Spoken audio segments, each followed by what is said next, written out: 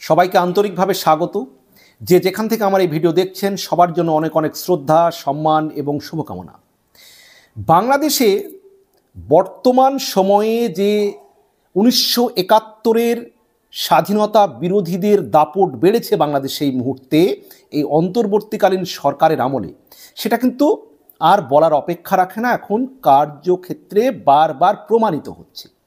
কারণ এর আগে আমরা অনেক ঘটনা দেখেছি, সেটা আমি আলোচনা করব ভিডিওয়, কিন্তু মূল আজকে আমার আলোচনা যে এবার একজন বাংলাদেশের প্রবীণ বয়স্ক মুক্তিযোদ্ধাকে জুতোর মালা গলায় দিয়ে ঘোরানো হলো, জুতোর মালা গলায় দিয়ে, এবং তাকে গ্রাম ছাড়া করা হলো।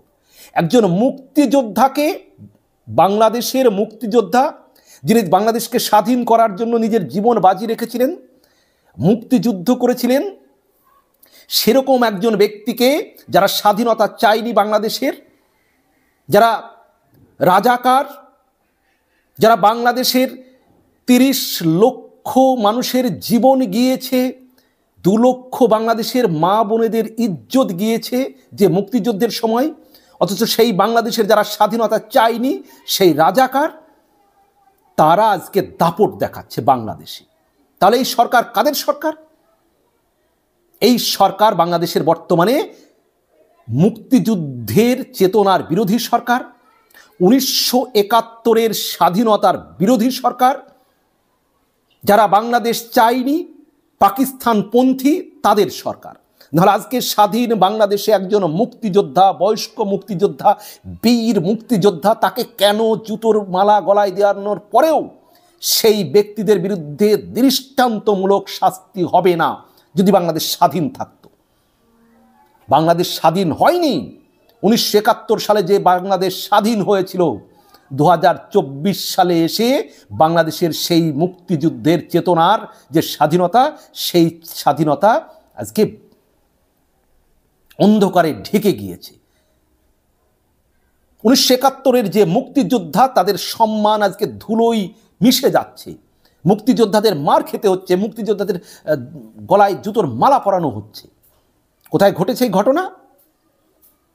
কুমিল্লার 14 গ্রামে লাঞ্ছিত বীর মুক্তিযোদ্ধা, তার নাম আব্দুল হাই কানু, এবং তিনি নিরাপত্তার অভাবে, নিরাপত্তাহীনতায় ভুগছেন, তাই তিনি এলাকা ছেড়ে চলে গিয়েছেন। চিন্তা করতে পারছেন? এবং এই ঘটনা ঘটেছে রবিবার 22শে ডিসেম্বর, এবং সেই দিনে তিনি বিকেলে কুমিল্লা ছেড়ে ফেনীতে চলে গিয়েছেন বলে জানা গিয়েছে।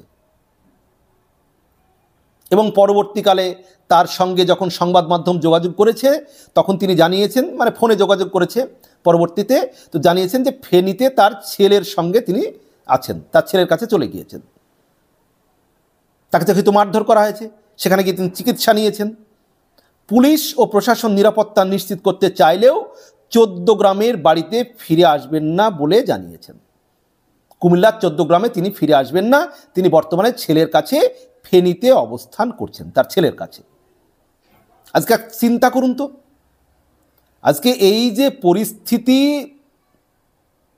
একজন মুক্তিযোদ্ধাকে জুতোর মালা গলায় দিয়ে তাকে লাঞ্ছিত করা হয়েছে, তাকে মারা হলো। কি জানিয়েছেন এই ভদ্রলোক? ঘটনার বর্ণনা দিয়ে, আচ্ছা, আব্দুল হাই, মানে যে ব্যক্তিকে হেনস্থা করা হয়েছে, তার নাম হচ্ছে আব্দুল হাই। আব্দুল হাই বলেন, গতকাল দুপুরে তিনি ওষুধ কিনতে বাড়ির কাছের বাজারে গিয়েছিলেন। ওই সময় স্থানীয় জামায়াত কর্মী আব্দুল কাশেমের নেতৃত্বে, সেই জামায়াত কর্মীর নাম কি? আব্দুল কাশেম।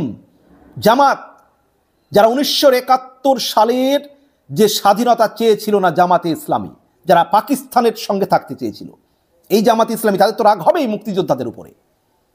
জামাতে ইসলামের কর্মী আব্দুল হাশেমের নেতৃত্বে 10-12 জন তাকে ধরে জুতোর মালা পুরিয়ে দেয়।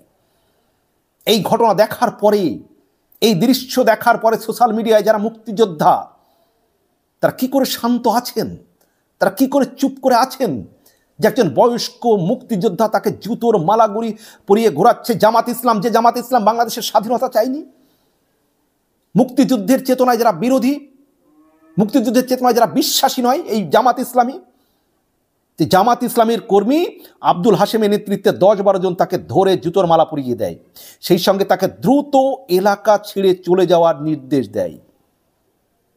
চিন্তা করতে পারছেন? আব্দুল হাই কানুকে লাঞ্ছিত করার এই ঘটনার আপনারা সবাই প্রায় লোকই দেখেছেন, ভিডিও অলরেডি ভাইরাল হয়ে গিয়েছে। এবং আব্দুল হাইয়ের স্ত্রী রেহানা বেগম বলেন যে গতকালের ঘটনায় তাকে তখন আর কি জিজ্ঞেস করা হয় যে এই ঘটনার পর থেকে আত্মসম্মানে আঘাত পেয়েছেন তার স্বামী, এ কারণে ঘটনার পরপরই তিনি এলাকা ছেড়ে ফেনীতে চলে গিয়েছেন। ফেনীতে চলে গিয়েছেন অর্থাৎ কুমিল্লার যে গ্রামে তার বাড়ি 14 গ্রামে, সেই 14 গ্রাম ছেড়ে ফেনীতে তার ছেলের কাছে চলে গিয়েছেন। কারণ এই যে আব্দুল হাইয়ের স্ত্রী জানিয়েছেন যে তার স্বামীকে যেভাবে লাঞ্ছিত করা হয়েছে জুতোর মালা পরিয়ে, আব্দুল হাইয়ের স্ত্রী রেহানা বেগম বলেছেন যে তার আত্মসম্মানে আঘাত লেগেছে। তা একজন মুক্তিযোদ্ধা মানুষ, একটা যে কোনো মানুষকে আপনি যদি জুতোর গলা মালা পরিয়ে ঘোরান, তাকে মারধর করেন, তা আত্মসম্মানে বাঁধবে না? আর তিনি একজন মুক্তিযোদ্ধা, যে দেশ তিনি স্বাধীন করেছেন, যে দেশের জন্য তিনি জীবন বাজি রেখেছেন, অথচ সেই দেশে যারা স্বাধীনতা চায়নি, সেই জামাত ইসলামের কর্মী, তারা আব্দুল হাশেমের নেতৃত্বে, জামাতের কর্মী আব্দুল হাশেম, নামটি যদি আমি অন্য বলে থাকি সরি, জামাতের কর্মী আব্দুল হাশেমের নেতৃত্বে 10-12 জন কর্মী তাকে ধরে জুতোর মালা পরিয়ে দেয়। এরপরে বাংলাদেশের প্রশাসন কি করছে? এর অভিযোগ লাগবে কেন? এত ভাইরাল হয়েছে সোশ্যাল মিডিয়ায়, এর অভিযোগ করা লাগবে কেন? তো যাই হোক, আব্দুল হাইয়ের স্ত্রী রেহানা বেগম বলেন যে ঘটনার পর থেকে আত্মসম্মান আঘাত পেয়ে তিনি এলাকা ছেড়ে চলে গিয়েছেন, অর্থাৎ ফেনীতে। তো তারপরে সেখানকার যে পুলিশ এই আব্দুল হাইয়ের সঙ্গে যোগাযোগ করেছেন এবং তিনি পুলিশ অফিসার বলেছেন ব্যবস্থা নেওয়ার কথা বলেছেন, কিন্তু এই আব্দুল হাই সাহেব তিনি অভিযোগ করতে চাননি। কেন অভিযোগ করতে চাননি?